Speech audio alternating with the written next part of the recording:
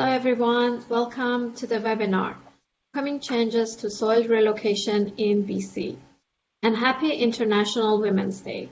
I believe it's also Women in Construction Week, which brings us to PhilConnect. PhilConnect was founded by two women, myself and Huwaida Carter. We are solving the problem of costly soil relocation in construction industry. Today, we have a great mix of participants on the call from various cities, municipalities, and government. We also have leaders in construction and soil management services. That's because soil relocation affects us all, and the rules and regulations are changing. So the big question is, how do we take care of business, protect the environment, and stay compliant at the same time? To do that, we need to respect this valuable resource and find ways to collaborate and work together. And that's why I am very excited to have here with us today Travis Deeter to walk us through the changes and areas of impact.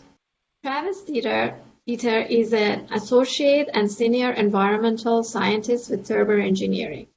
He has over 20 years experience in the site investigation, remediation, and soil relocation for residential, commercial, and infrastructure sites within BC, Yukon, and Northwest Territories.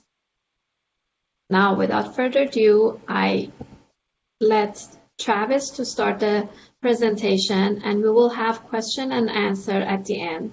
You can either raise your hand and ask the question, or you can type your questions in the chat, and we'll ask Travis at the end.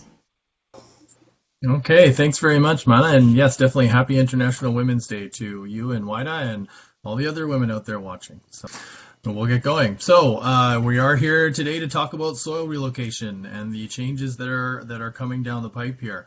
A lot of changes for uncontaminated soil. So I think it's going to be a good session to discuss and learn some things.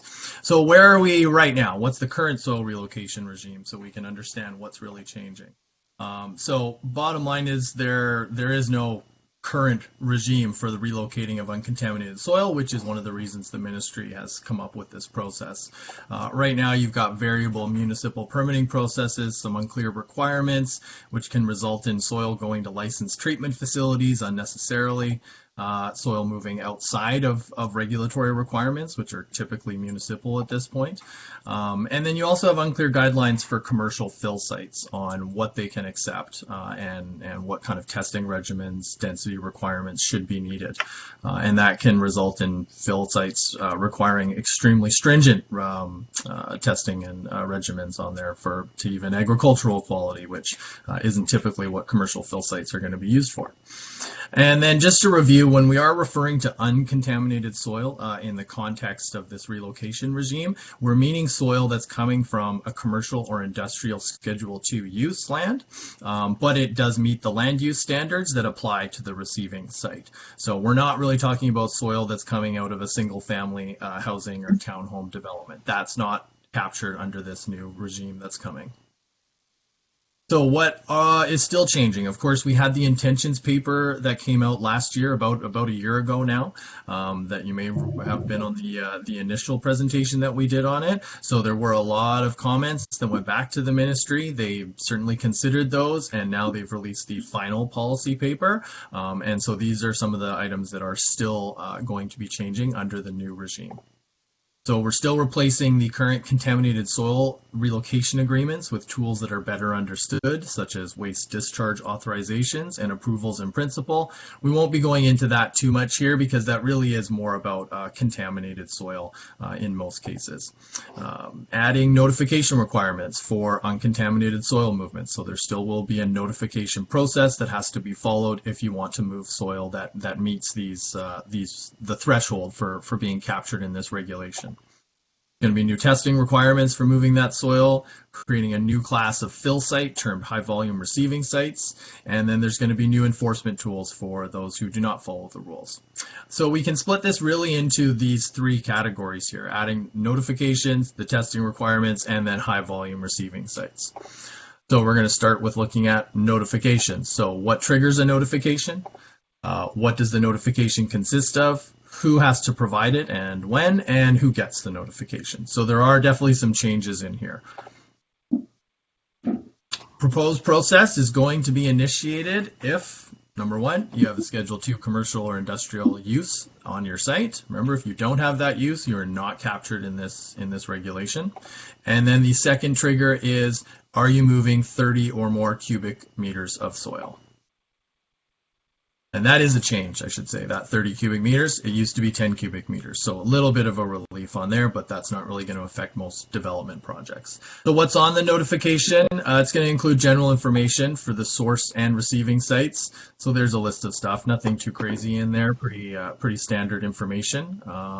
And then they're also proposing to include a few other items, such as how much soil are you going to move, summary of that soil quality, which goes into our characterization section, and then an explanation that the person responsible has actually done that. I think that could probably be done by an agent as well. We don't actually have a working form at this point. They haven't provided what that's going to look like. So we're just gonna have to wait and see how this actually works in real time. What else? We have to submit our form 1 week prior to soil relocation. So I know this was a big concern among many of the bulk excavation contractors, and that you may not know where you're sending your soil 2 weeks in advance.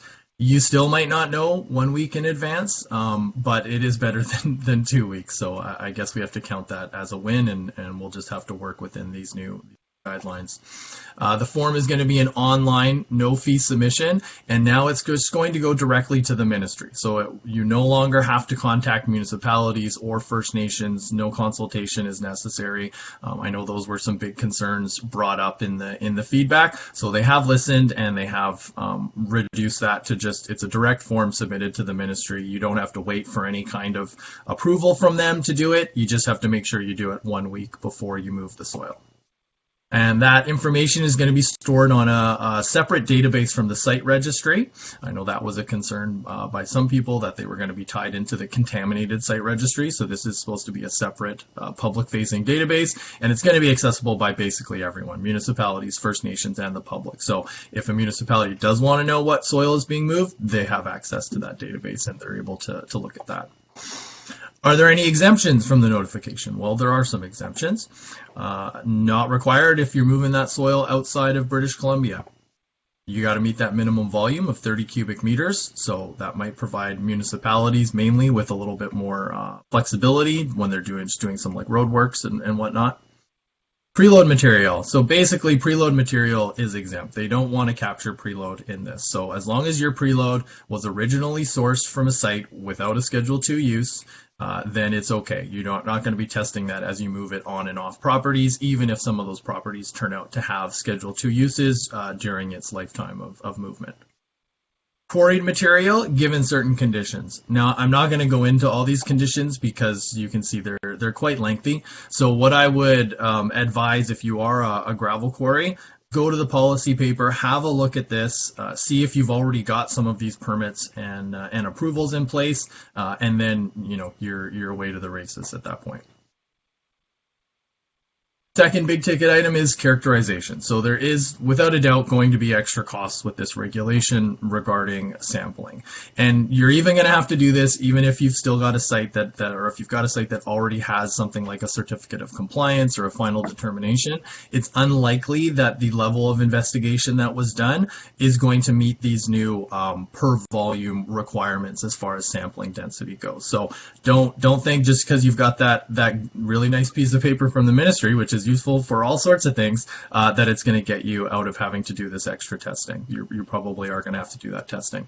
So we'll look at what level of characterization is required, who can do it, and when should you do it. So in general, characterization is going to have to be done to the Ministry's Technical Guidance 1 document. Now, this is a change. TG1 is going to be updated to include specific guidance on relocating uncontaminated soil. So this is great because the standard TG1 is fairly prescriptive. It is meant to investigate contaminated soil in the first place. So it's great to see that they're going to create a separate section for dealing with uncontaminated soil. However, that specific guidance is only going to relate to soil of wildlands, agricultural, parkland, low and high density residential quality. So if your soil is of CL quality, you're still going to have to deal with the original TG1 requirements as far as characterization goes. So what does that really mean if we're talking about quality of soil? Well, here's what we mean. So commercial quality, that means it's less than commercial standards, but it may be greater than residential standards. If you've got residential quality, and of course there would also be a differentiation there between low density and high density, that means you're below that standard. So essentially, if someone's talking about a quality, means you're below that standard. And I'll just also take this opportunity to talk just a little bit about what a standard means versus quality, because I think I've heard some different explanations of this. So let's say you have a roadway. That roadway, the industrial land use standards apply to that road. It does not mean that the soil in that road is of industrial quality. The soil in that road could end up being agricultural quality. You don't know until you test it. But I've seen that mistake made on some contracts where people say, well, just because it's a roadway, it must be industrial quality soil. Not the case. Come on in. So how often are we having to sample? So if we assume that our soil meets high density quality or better, these are the updated sampling frequencies that we expect to see in the new guidance document. Hi. Sorry. Switch you. How you doing? Field in the ground, soil still in the ground. This is what you're looking at. Exit situ, meaning stockpile sampling. Here's what you're looking at. So certainly more relief if you're doing it while it's in the ground. But even this, as far as stockpile sampling goes, this is an improvement off of Technical Guidance 1, where the maximum cell size that you can have, stockpile size would be 250 cubic meters. And you're taking one sample out of each cell. You divide a stockpile into 5 cells. That means your max cell size is 50. So here you get 200. It's a better deal for sure. Soil vapor was also brought up as far as characterization goes in the initial document, and it was kind of left with a question mark. They were looking for feedback on that. So here is what's come out of that.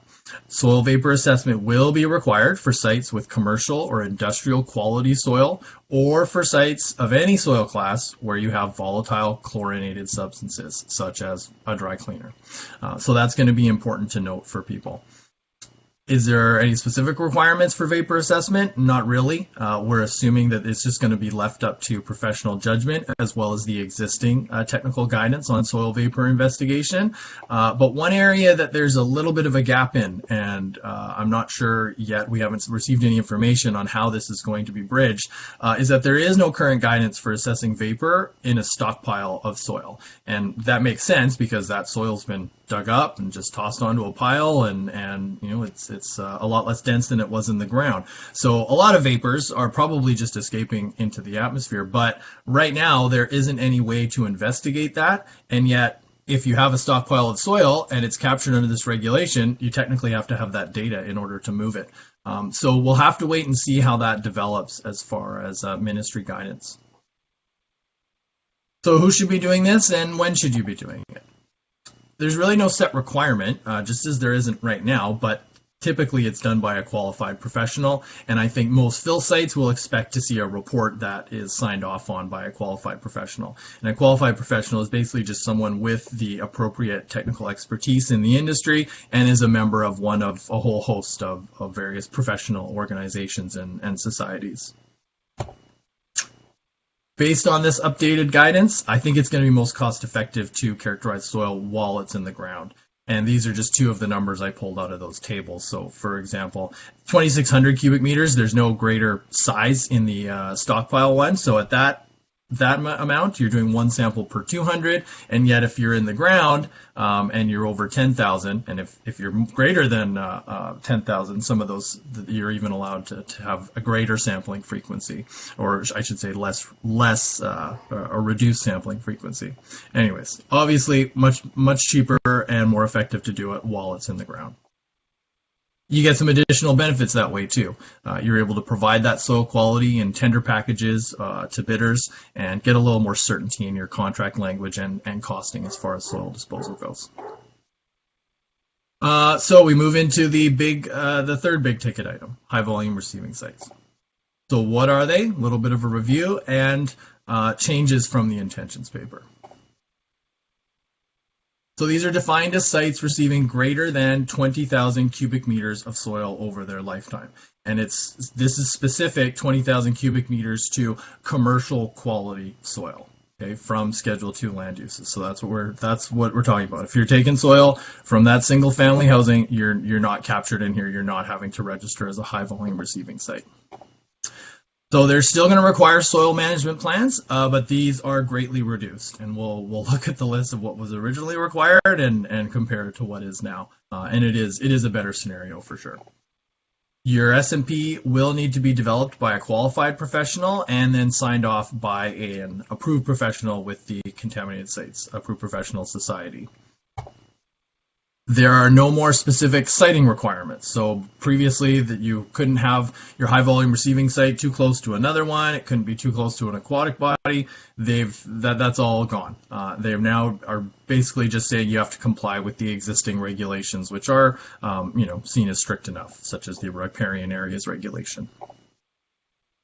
So what needs to go into the SMP? That's going to be the big ticket item for a high volume receiving site. You're still going to have to do seasonal groundwater monitoring, which means you're going to have to install a monitoring well network around your site. Appropriate containment measures required to ensure that no pollution occurs. That is very vague at this point and basically going to be left up to approved professionals to determine what is good enough for that particular high volume receiving site. You're going to have to maintain records of the soil deposition that goes onto your site. And again, that's going to be different for each site and how it's laid out, but you do have to be able to refer back and say, oh yes, that soil was brought and it was placed over here in this area of the site if you ever needed to go back and find that soil again. Monitoring of the high volume receiving site has to be done until an approved professional has determined that it may cease. And so the very first step would be you'd have to stop accepting soil. So once you know you've stopped accepting soil, you can start to look at what ceasing monitoring would look like. And then the AP has to submit that documentation to the ministry to confirm that monitoring may cease, and the ministry has to agree with that. So just a little bit of a refresher. I'm not going to go through all that, but that was the original list of everything the ministry wanted to see in a soil management plan, and some of these were very expensive items, such as the leachate containment system alone would have been extremely hard to implement at some of these high volume receiving sites. So certainly a much better scenario than it was originally, but still going to be some planning required and extra costs involved, of course.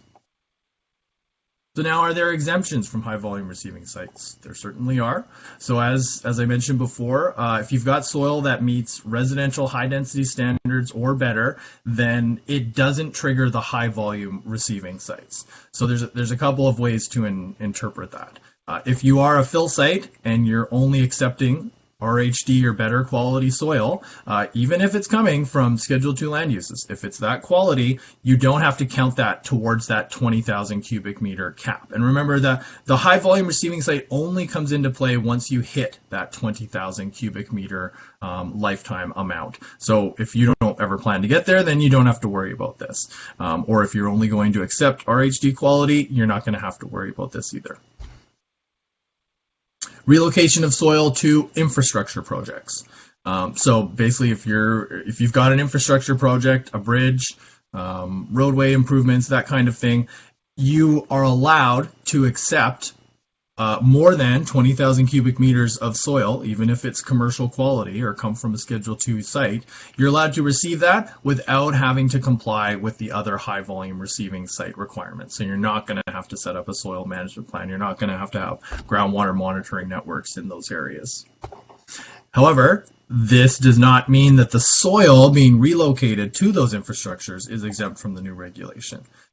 You're still going to have to do assessment on that soil because the originating site is still going to trigger that notification. It's just simply that the infrastructure project itself doesn't have to comply with these other high volume receiving site requirements. And that's just their list, preliminary list of the various types of infrastructure projects that are going to qualify for this exemption. pretty much what you'd expect to see. So the ministry has also provided this proposed this flowchart for the proposed process for soil relocation. So it's fairly straightforward. You need to remove some soil. Do you have that commercial and industrial activity and your 30 cubic meters? If you don't have it, then you're not in this system and you don't have to worry about it. You do, then you've got to go to characterization. That's going to be your first step. Review your data. If you've got exceedances of your land use standards at the receiving site, then you're basically going to be considered contaminated soil, and you're going to have to go under these other processes. Yeah, but if you're fine and you meet those requirements, or you meet the land use standards, then your next question is, how much soil am I moving?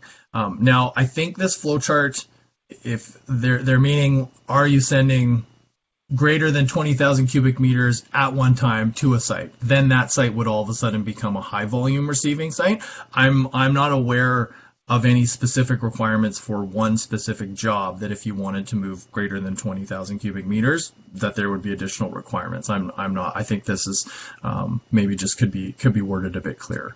But anyways, if we assume that you are not putting that many, then you're basically just notifying E&V 1 week prior to relocation, and you relocate the soil in accordance with municipal bylaws. And that's your process. So I know we ran through that really quick, but I figured there'd be lots of questions, so we can go ahead and take some questions and try and see what else we can learn here. Thank you, Travis. That was great. I'm just gonna go through the questions. Like I said at the beginning, for people that joined later, if you can either ask your questions on chat or raise your hand, and then you can ask the question directly. So we have one question from Charlie. How will classification affect the material located within the road right-of-way? The activities listed under Schedule 2 do not appear to list roadways or any of its uses. That's actually a good question because that was also my question. Right. Yeah, so I mean, roadways on their own are not a Schedule 2 use. So just because you're taking soil out of a roadway does not mean you're going to be triggered for this relocation of soil. So there's a couple of ways where roadways can become Schedule 2 uses.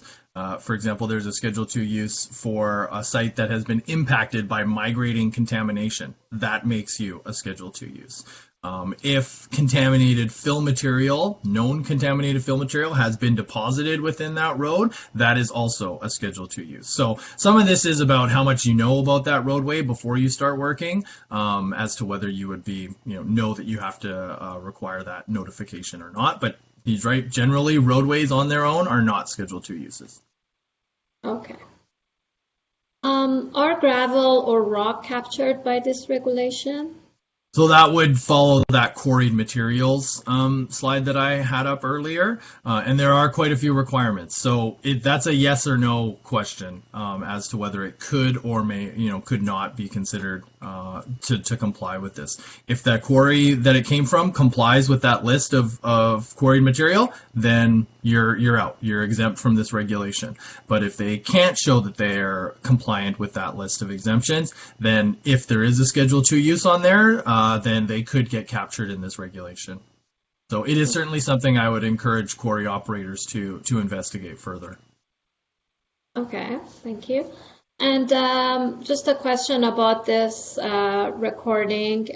Yes, we're recording this and we will share it in social media.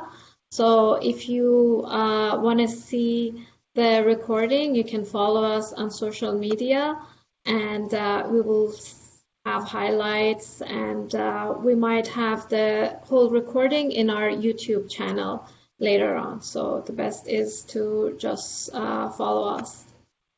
Another question is, that's a really good question. How do you think these new requirements will affect the cost of general excavation of a mixed-use site? The $1 million question.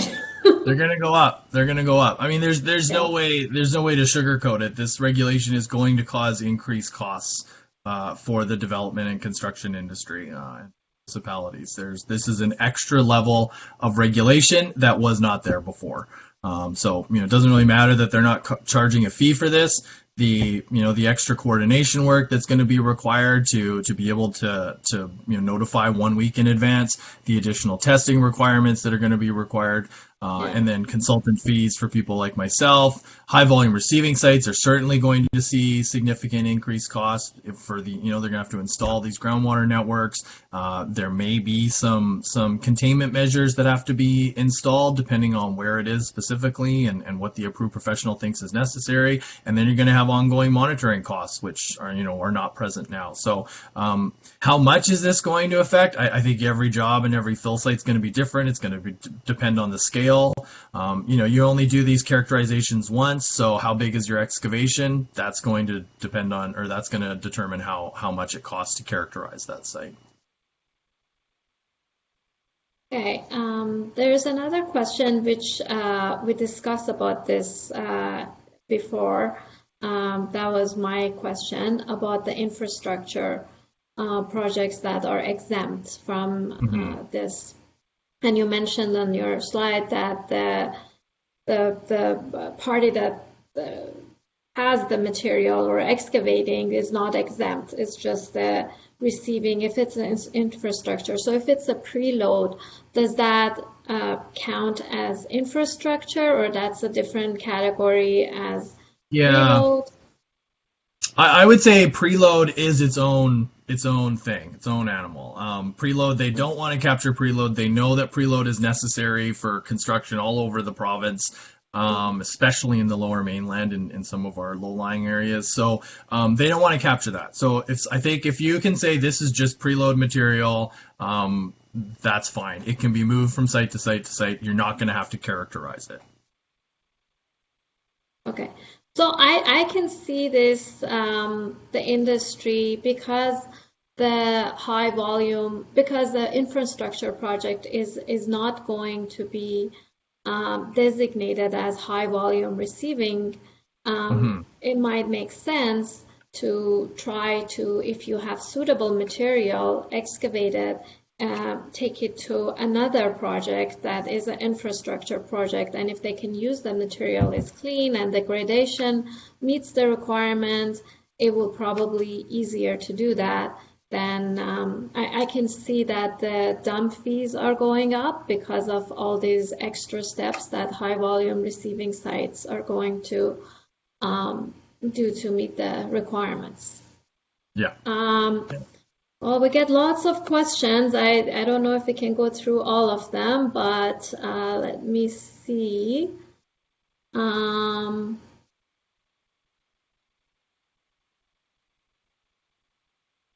Yeah, I guess the question is when is this going? When all this is going to be implemented, and then all the whole notification process and everything else. So we talked to Travis actually yesterday, and we thought it would be good to have this group as a working group, going forward, meet maybe once a month, and then Travis can give us updates, because we don't know how this is going to be implemented and when.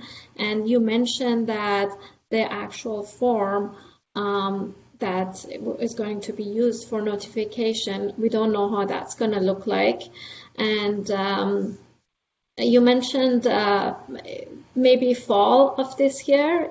That's when they're thinking of passing this, and then maybe early 2023 they will start enforcing. Is that right? Yeah, it's definitely unclear right now. I think at the very end of the policy paper document, it says that they are aiming for implementation in 2022. So at this point, I think that would certainly have to be late 2022, and it could extend into next year. But that is their goal, is to have the legislation done within this year, and then they would, then it would roll out. Is there going to be a grandfathering condition or a little bit of time, a grace period perhaps?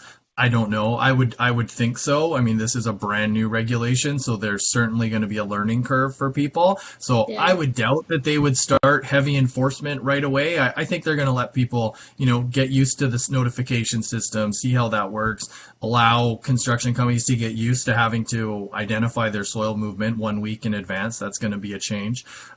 So yeah, I think that's kind of the timeline they're looking at. Okay. Good.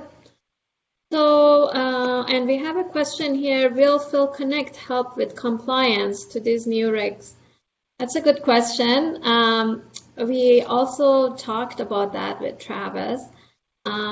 What we have with Phil Connect, you can upload all the required tests results into the listing. So if somebody's looking at the listing, they can see what are the characterization of the material in terms of environmental and gradation. So then they can decide if that's suitable for their infrastructure project or if it's the receiving high volume receiving site.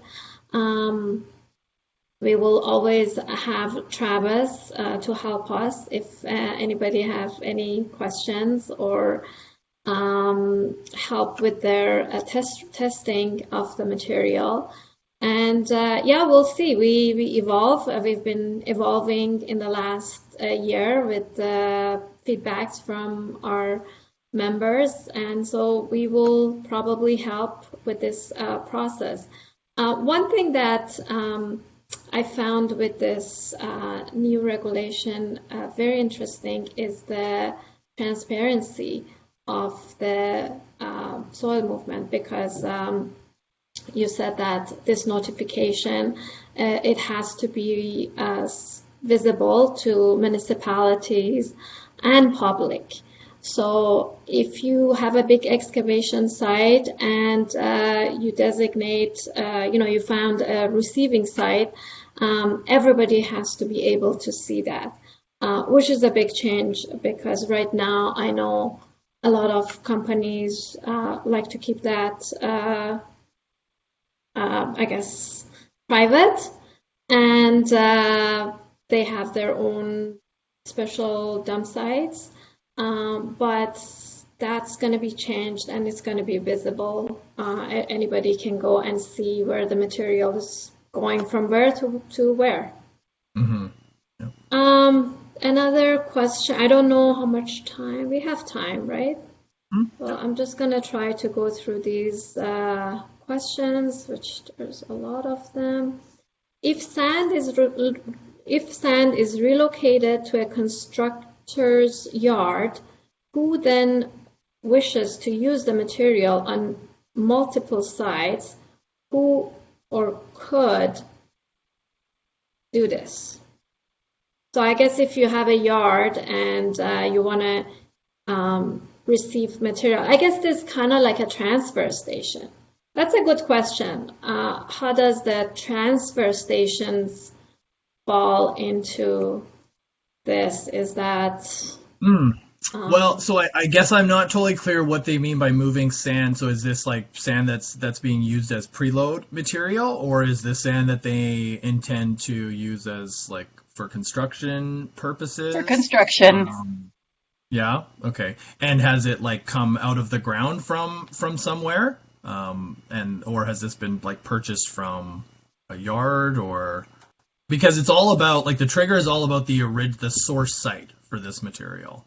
So if you bring that soil to, if let's say you bought soil, you brought it to your yard, which has a Schedule 2 use on it, then it depends on what are you going to use that soil for. If you're going to go and use it as the base for, let's say, a slab, someone might argue that, yeah, that soil needs to be assessed because it's coming from your Schedule 2 site.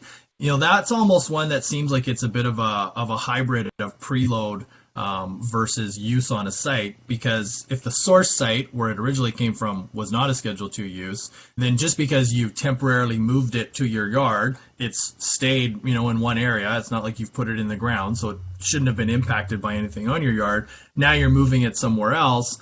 That's much more to me like preload.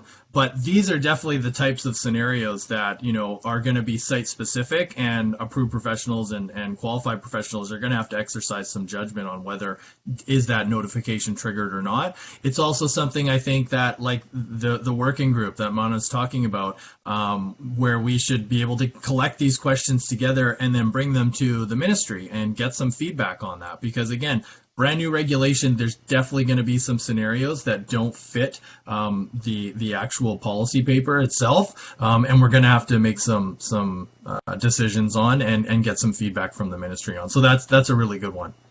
Thank you. Yeah, we operate a waste treatment facility. Okay.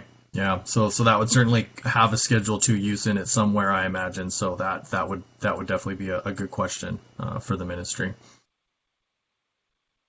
Okay, thank you. So, is there any change to minimum testing parameters for suspect non-contaminated materials? And right. There's LEPH, HEPH, etc. Yeah, so there's nothing in this regulation that specifically says what you have to test for. I think just similar to the way technical guidance 1 works now, that's left up to the qualified professionals to determine what's appropriate to test here. So, I think in general, the fill material, for example, gets tested for, they mentioned they're light and heavy extractable petroleum hydrocarbons, LEP and HEP, polycyclic aromatic hydrocarbons, PAHs, and metals. Those are certainly your go-to. I think that's going to be required on most sites. Some fill sites, may request additional stuff on top of that, such as salt testing, which, I try to avoid if it's not absolutely required, because the standards are extremely stringent and it doesn't take much to trip, in particular, the groundwater to drinking water pathway for groundwater for chloride. So, there is certainly going to be some professional judgment exercise, but there's nothing right now that's prescriptive about what you have to test according to this regulation. Is there any mandatory due diligence research requirements to see if there is a history of Schedule 2 activities on a property? Right. Yeah. So I don't think there is anything in this regulation that talks about that. I think, some of this is already covered by existing either municipal requirements or just general due diligence requirements for like environmental assessments for either, road improvements or development projects. So I think there's probably going to be information already at hand or will be required through other means that are going to identify what the concerns are in various areas. But there's nothing in regards to this regulation that says, you have to go and do a phase 1 initially or something. Mm-hmm. Another question about, you said roadways were not necessarily Schedule 2. What about replacing sewer water under the roadways? I guess it's still the same. Same thing. Yeah, you're still just in a roadway, so no, unless you have reason to believe otherwise, they're not Schedule 2 uses. Okay. And are there existing jobs will be exempt when this regulations come to an effect? Yeah, that's a good question. I don't think existing jobs will be exempt. I think if you're in the middle of a dig, you might have to start complying with this regulation once that's done, once it comes into force. But again, those are kind of some of the questions we don't know about. Is there going to be a grace period? Is there going to be a grandfathering provision? Those kinds of things. They haven't said there's going to be. They haven't said there's not going to be. So I think that's still to be worked out. Now, as far as high volume receiving sites go, though, there are some exemptions for existing fill sites that may already have hit that 20,000 cubic meters. So your high volume receiving site requirements are going to come into effect once the regulation comes in. That's when you're going to start counting towards your 20,000 cubic meters, because they recognize you just can't retrofit fill sites cost effectively. Okay. And the next question is about how do you foresee enforcement of the notification? I think we talked about that a little bit, and I think that's something that in this working group that we're going to have, we'll get updates from Travis, or we'll have people hopefully from the ministry and the government also participating and give us an update of how this is going to be enforced and what the details of the process, I guess. Yeah, and I don't think we know how enforcement is going to be done at this point. That's going to go into the actual legislation itself. But there's big questions on that. I mean, I'm not sure the Ministry of Environment has personnel now to enforce existing compliance. It really is about a reporting type mechanism now. They certainly have their database and they can go through and check what they know, but they don't know what they don't know. So if people aren't actually following and submitting notifications, there's certainly penalties out there, but who is tracking that down? I'm not sure at this point. There's no information on that. The next question, I'm assuming, is from a municipality. It says municipalities have a high volume of digs that are required. Some are of an urgent nature. Giving notification will be challenging. How can we comply? I guess that can go with any emergency dig. Yeah, for sure. I mean, it doesn't have to be municipalities. Yeah. Could be anything. And so it is going to be interesting. As far as I know, no, there's no exemption for an emergency type job. So these are great questions, right? These are still just showing that there are still some gaps, there are still some concerns about how to do that. But that was the original, concern with that notification anyways, is that some of these jobs, you need to change fill sites in the middle of an excavation because they filled up or they closed, or any other reason. And now all of a sudden your job site's going to be shut down until you go through that next 1 week notification and you find another fill site to go through. So it's kind of the same with urgent, and scenarios like this is there's no exemption for that right now. You do have to notify. So if maybe that's some feedback municipalities could be giving to the ministry as well, is that what happens in this scenario? Are you expecting just to let the fuel continue to go in the ground because we're not allowed to relocate that soil? Some of that's going to come out, if you have, let's say, an underground storage tank that has some kind of catastrophic spill or a leak. The spill reporting regulation is there. If it's contaminated soil, it's not covered under this anyway, so you're taking that to a licensed treatment facility. So I think some of those emergency scenarios are going to handle themselves. But if you're just talking about a water main leak somewhere and that site happens to have a Schedule 2 use on it, yeah, you're in a bit of a pickle there as to what you're going to do, especially if you don't have room to stockpile that soil, right? Because this isn't about digging the soil out of the ground, it's about relocating that soil. So if you've got somewhere to put it, you can leave it there, start your notification process, and then that stockpile is going to have to sit there for a week until you can move it. So that's a good point. So if you're really in a situation that, well, of course, that increases the cost of double handling the material and place to keep it and okay, and so the working group that we've been talking about it, there's a link on the chat that everybody that is interested can go and click on that and register, and we'll send you notification. And by all means, bring all your questions and concerns in these working groups, and hopefully we can, as an industry and as a group, we can find a solution and make these new changes easier for everybody. I just saw a question in there. Someone wanted to see the quarrying. Yes, that was my next. I'll just try and find that here quickly.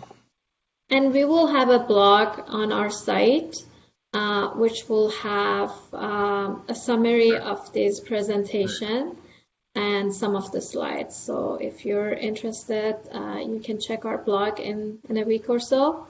It should be up there. And then I think there was one more question that is one that I see all the time, so I'd like to address it here. Some receiving sites are enforcing stringent requirements, even if the fill is coming from roadways, pipe replacement projects. Can we tell them we do not have a Schedule 2 use? I mean, you can absolutely tell them you don't have a Schedule 2 use. I don't know if it's going to matter.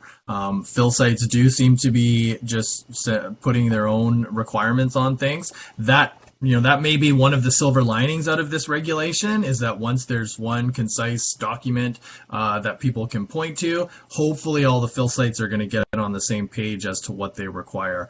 Because right now, this person is absolutely right. I see some fill sites requiring agricultural quality soil coming on, even irrigation standards applied.